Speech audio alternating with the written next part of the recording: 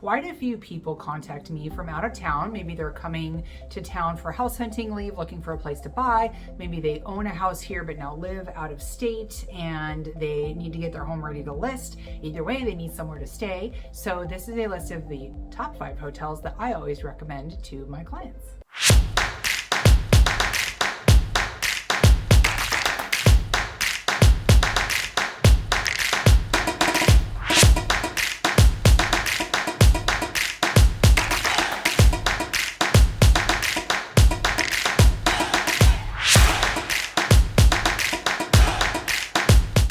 What's up everybody, it's Cassandra Lopez with the Living in Bremerton channel. If you're new to the channel, you're gonna wanna go ahead and subscribe.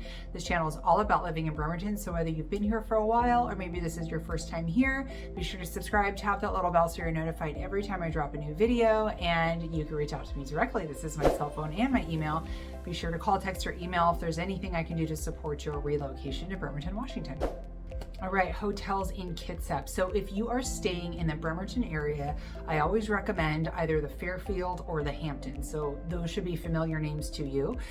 They're your bread and butter hotels. They are affordable, they're comfortable, they both have continental breakfasts.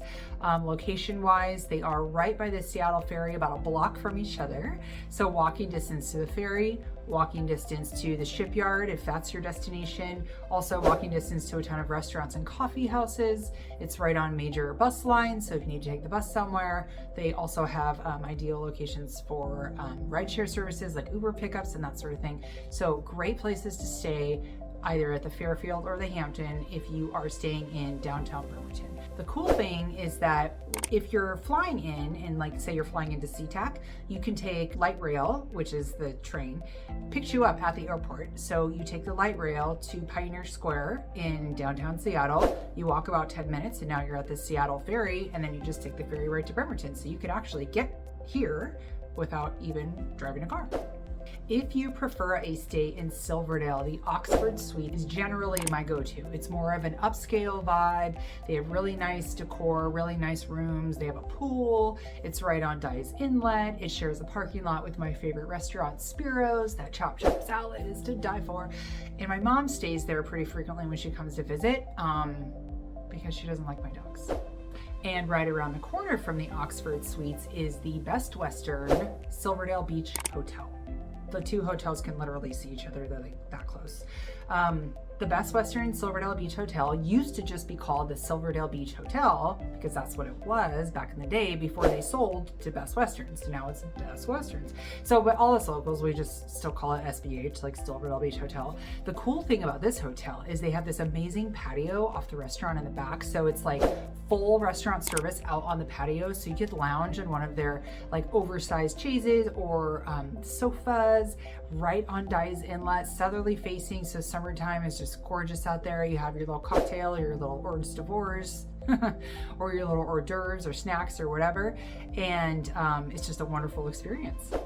Both hotels are located near the intersection of Silverdale Way and Buckland Hill. So if you're looking at a Google map, you'll see they're pretty close to each other.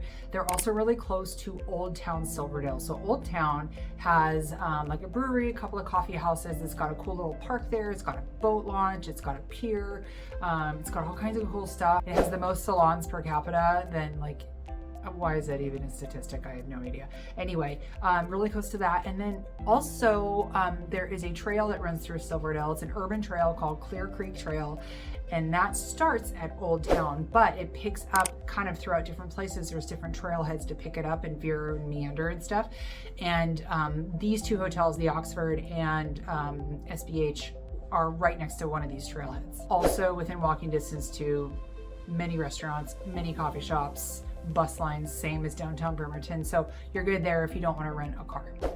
If you're staying in Poulsbo, there is a little joint called the Guest House. So the Guest House is a more modest hotel, but it's super comfortable, really affordable, and it's in a really great location. So it's right off Highway 305, which is the main arterial through Poulsbo. It takes you out to Bainbridge Island and back into where the freeway is and stuff. And the Guest House is also really close to Front Street, which is the little downtown road through the iconic and Scandinavian downtown Poulsbo, which we all know and love and can't get enough of because there is no other place like it on earth except for maybe Scandinavia. So aside from these 5 hotels that we just talked about, there's going to be many other accommodations that'll suit you depending on location, price range, the features and amenities that you're looking for, all this stuff that you are looking for in a comfortable place. We also have plenty of short-term rentals, so you're going to go to Airbnb or VRBO for one of those. And then we have midterm rentals. So this is going to be like your 30, 60, or 90-day stays. So I would go to Furnished Finder and see what you can find on there. And of course, that link will be in the show notes as well. So if you like that video, go ahead and give me a thumbs up, tap that little bell so you're notified every time I drop a new video. Be sure to reach out to me if there's anything I can do to support your relocation in Bremerton, Washington. Bye for now.